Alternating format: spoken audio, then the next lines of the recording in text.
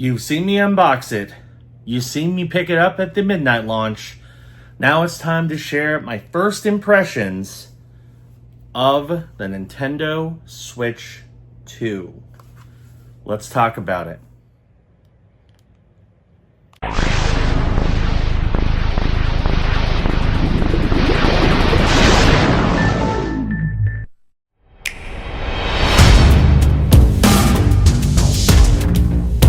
First of all, I wanted to thank everyone who watched my Nintendo Switch 2 coverage.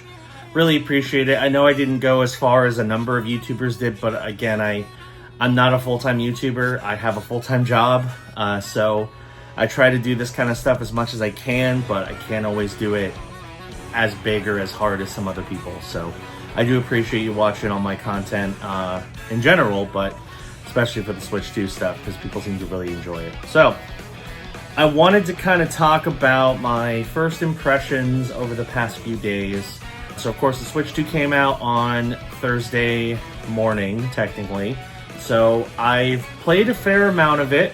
I have some impressions on a lot of the hardware, on a lot of the, well, not a lot of the games, but some of the games, the one that matters specifically, and just general thoughts on the Switch 2. So let's start off with the hardware itself. So here is the Switch 2 in all its glory. I like this thing a lot. I think Nintendo did a great job with it. It is essentially, it's a Switch Pro. I mean, I know people were asking forever about when are we getting the Switch Pro. This is the Switch Pro. It's basically just the Switch but better in pretty much every way. And I don't mind that. I think people expecting to have a completely unique, fresh experience on the Switch 2 might be a bit disappointed, but if you were going in expecting it to be basically just a better version of the Switch, I think you'll get exactly what you bargained for. So the main things I like about it, first of all, I think in handheld mode, this thing is really going to shine. I did play it a little bit in handheld mode yesterday. I did a couple races in Mario Kart. It feels really good. It's very stable. There's not much in terms of give with the Joy-Cons. That's one thing that I know there's not much they could have done to help it, but with the original Switch, the Joy-Cons always felt kind of loose, and I always felt like, one, big bump and you might rip that thing off and ruin your Switch. I don't think that's going to happen with the Switch 2, just based on how tough it is. Also, again, I have to do it just to do it. How easy it is to take these off and how satisfying it is to put them back on. It feels so good. Even though I don't really plan on using the Joy-Cons by themselves very often on the Switch 2, to be honest. But I do love how simple and easy it is to attach and reattach, so pretty cool. In terms of the user experience, it's mostly the same. However, the one thing that people don't think about as much that is the big difference here, how much better everything performs. Because let's be honest, the Switch 2, or the Switch 1 was a clunker. It was really slow to navigate. Sometimes the menus were laggy. The eShop was horrible. Like, you would have to wait for things to load. It would be very slow when you were trying to scroll through things. That is not the case anymore. The menu is very zippy, very quick on the Switch 2. The eShop is incredibly better. It's fast. Things load near instantly. When you hover over a particular game, if there's a trailer, it will automatically show the trailer like it does on other eShops kind of thing. It's really good. I think the general performance improvements are night and day. Like, if you've played the Switch 1 for a long period of time, you will notice the difference between that and the Switch 2 instantly. And it's a very good thing. Let's talk about the Pro Controller. Now, this is one of the pieces of hardware I've had the most experience with because this is now my primary controller for the Switch 2. And I have to say, it's a big improvement. First of all, I like the kind of slick matte coating they have on it, because the original Switch Pro controller, it's kind of like a glossy, kind of harder plastic. I don't mind it. It feels good. I mean, it's comfortable in your hands, but like your hands kind of stick to it a little bit. I mean, granted, I have been using this controller for a while, but with the Switch 2, it's lighter. It's very nice and slick. The buttons feel better. The sticks feel infinitely better. They feel about as good as an Xbox stick. I also appreciate the indicator is on the top now, because I'm used to looking at the bottom of the controller for the indicator as to, you know, is it synced to the Switch. It's on the top now, which I appreciate, and I think that's a good move. Now, if you have a Switch 1 Pro controller, is it worth getting a Switch 2 one? I would say yes. I think the difference is enough where it's worthy, especially if you play your Switch a fair amount with a controller instead of in handheld mode. I think it is a worthy investment to get a Switch 2 Pro controller. You can still use a Switch 1 Pro controller, so maybe rather than investing in a whole bunch of them because you're planning on doing, you know, 4-player games or whatever, just get one for yourself, maybe 2, and then let everyone else use your Switch 1 Pro controllers, because they'll get a similar experience. It's, in terms of the actual controller performance, I don't think it's going to be a significant like advantage. I guess maybe the back buttons might be, like in Mario Kart, you could have it where you tap a back button to throw an item or something rather than, you know, doing the trigger. I don't know if that's going to be a huge difference, but like maybe somebody might argue that. But I do think the Switch 2 Pro controller is a nice upgrade over the Switch 1, so I think it's worthwhile. Here's the case. Now, people have argued that the case seems like it's in bad quality. I don't think so, to be honest. It just feels like a case. Like, it's... I have a Nintendo Switch 1 case. I have the Mario Odyssey one, and then I bought a third-party one for my OLED. But this one feels nice. It's only got 6 card slots at the top, which isn't going to last. I mean, granted, I keep most of my games in like bigger card holders, so I can just grab whatever game I want out of those pretty easily. But I mean, only 6 is a little small, but I mean, it's a decent case. I think if you dropped it, you'd be completely fine. It does what it needs to do, so I'm okay with that. So those are the hardware impressions, but now let's talk about what I think most people are going to care the most about, Mario Kart World. I've played a lot of Mario Kart World. I have completed all of the Grand Prix. I've played most of Knockout Tour. I think I've only got a couple left I need to complete. I've played multiplayer. I did a little bit of free roam, not a ton, but a little bit of free roam. So I've played a fairly extensive amount of Mario Kart World. It is a good Mario Kart game.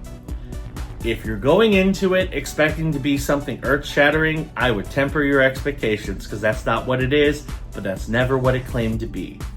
It is a Mario Kart game. It plays like a Mario Kart game. I think it's a better Mario Kart game than 8 for the most part.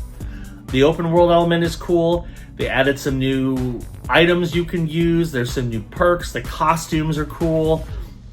There are some costumes I absolutely love in this game, and the fact that you kind of can go around the world to find the costumes by eating the like fast food items, I think is fantastic. The graphics are a huge step up from Mario Kart 8 and, you know, the Switch 1 versions in general. It's just a very good game. Is it a Game of the Year contender? Absolutely not. But it is a very good party racing game that if you were already a fan of Mario Kart, you're going to love this one just as much. Is it worth $80? That's up to you. I think personally, I would get $80 worth of value out of the game. I probably already have at this point. Granted, I didn't pay $80, I paid $50 for a digital download code, but it's a good game. It's a very good game. It's fun. The graphics are great. It is a big step up from previous Mario Kart. I think if you like Mario Kart, you're going to like it. Plain and simple. The only other games I've really spent a little bit of time with are a Switch 1 game, which is Pokemon Violet. And then I have played a tiny bit of Hitman. I did finally get my other games. I know I mentioned in my Switch 2 Midnight release that they were missing some of the games that they were supposed to have in stock. I did finally get them. So we have Hitman, we have Root Factory, and we have Yakuza 0. I do plan on playing all of them, hopefully today, at least some of them. But yeah, so I have my entire Switch 1 launch lineup, which are these 5 games, and then Mario Kart downloaded digitally. Also, will tell you, I had to delete... Now, granted, I did have a bunch of stuff left over on my original Switch that I could have deleted and had to delete to install Hitman. So the key cards, I think, are the biggest thing that's going to hurt you with those is the games take up a good amount of space. So you're probably going to want to get a Express SD card pretty quickly. Mine's already full, so I know I'm going to need one pretty quick. And that's just with my launch games and a few other odds and ends from the Switch 1. So definitely going to want to get one of those pretty early. But yeah, Pokemon Violet. I think even though it is an older game, it's worth talking about the fact that the performance on that game is night and day. It honestly makes me think Nintendo should have delayed it until the Switch 2 came out, just because it launched in such a bad state. Even after a number of patches that they said improved performance, it really didn't. But when you play it on the Switch 2, it feels like a completely different game. It's in 60 FPS. You can easily tell it's in 60 FPS. The spawn rate is crazy. You can, we're so used to, in Scarlet and Violet, having 5, 6 Pokemon on screen at once. On the Switch 2, you can have 30. It's pretty nuts. And you don't see Pokemon moving at 2 frames a second. It's full motion. Also, the draw distance is better. So I guess one negative will be if you're a shiny hunter, you're going to have to kind of tweak how you do things in Scarlet and Violet on the Switch 2, because it's not as simple. You're going to have to travel a decent amount away from a spawn to get everything to despawn and respawn, because the draw distance is better. Overall, I think it's a good thing, and it's a minor nitpick to have when the game's performance is so much better. And I think that goes for a lot of Switch 1 games. Honestly, even if it's a Switch 1 game that didn't have any kind of patch, I would absolutely check out how it performs on the Switch 2, because it seems like the vast majority of them just won significantly better. People were reporting that WWE 2K18, which is one of the worst Switch games of all time, actually performs decently. And that game certainly did not get a Switch 2 patch. So any Switch game, especially ones that are not known to run the greatest, I would try it on the Switch 2 just to see how it performs. I have a feeling it's going to perform significantly better. So, and that's really the name of the game. The Switch 2 is basically just a beefed up Switch. It does pretty much what the Switch did, but better in pretty much every way. Yes, it's expensive, but it's a premium product. So I would just go in knowing that if you're wanting the best Nintendo experience and you're wanting the best Switch experience, the Switch 2 is the way to go. Now, if you have kids, I don't think the kids need a Switch 2, to be completely honest. Sure, there might be a couple games that they might want to play on the Switch 2, I'm sure they'll want to play Mario Kart. But I just don't think most kids are going to appreciate or care about, oh, the menus are faster, oh, the loading is better, oh, there's HDR. Kids don't care about that kind of thing. They just want to play the best games they can. So I think you could easily get away with giving them a Lite or even a Switch 1 if they really want a console experience as well. So I would stick with, if you're an adult and you want the best Switch experience, go ahead and get yourself a Switch 2. Yeah, they're expensive, but I do think the quality of what you're doing is worth it. So I think this is an absolutely worthy upgrade. Hopefully Nintendo will continue to support the Switch 2. One thing I'm a little concerned about is the fact that we just had a whole bunch of showcases. So we had the Sony one, we had the Xbox one, which Sony one I'm not going to talk about much, but we also had the Summer Games Fest conference. And both Xbox, which had a bunch of multi-platform, and the Summer Games Fest one did not include a lot of Switch 2. I think I saw the Switch 2 logo once on Xbox, and it was for a game that was already announced.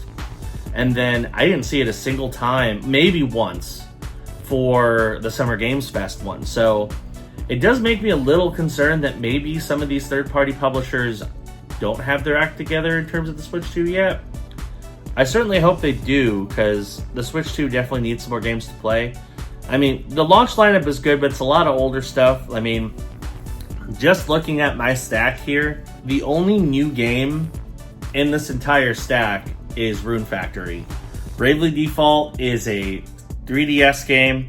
Hitman has been out on PS5 and series for a while. Street Fighter's been out for a while. Yakuza's been out for a while. So pretty much Mario Kart and Rune Factory, the only new games. And Rune Factory is also available on the Switch. So right now, unless you are a diehard Mario Kart fan or really want to experience the improved performance, it's a little tough to justify with the lack of games. Now, I think when Donkey Kong comes out in July and maybe some of these Switch 2 upgrades that are also coming out might be a little bit different. But for now, unless you're a diehard fan or are absolutely have to play Mario Kart right away, I get why people would want to hold off. So, but yeah, I wanted to share my first impressions of the Switch 2, just so everybody is aware and to know what to think. So, but ultimately, no matter what anybody says on the internet, whether they claim, oh, Switch 2 is the biggest ripoff in the world, or oh, it's the greatest thing ever, everything is subjective. So just keep in mind, what I'm recommending may not necessarily be your opinion. So if you buy a Switch 2 off of my recommendation and hate it, I'm sorry, I didn't intend that. But everybody should have their own opinion, and everybody should form it on their own. So also, before you judge the Switch 2, I would recommend playing it first to give it your thoughts. But anyway, that's going to do it for this episode of Gaming Talk, and that is going to wrap up our Switch 2 launch special. Hope you enjoyed it. I know it was kind of a whirlwind where we released 4 episodes pretty quickly, but I wanted to get this content out to y'all as quickly as I could because I know the Switch 2 is the big conversation piece right now, and I was excited about it too. I mean, it's a new console. We haven't gotten a new console in a while, so it's exciting that we finally have the brand new Nintendo Switch 2 in our hands, and I'm actually going to go play some more. So thanks for watching. Hit that subscribe button, click the notification bell. That way you know when new videos drop. And I will see you on the next episode of Gaming Talk. Bye.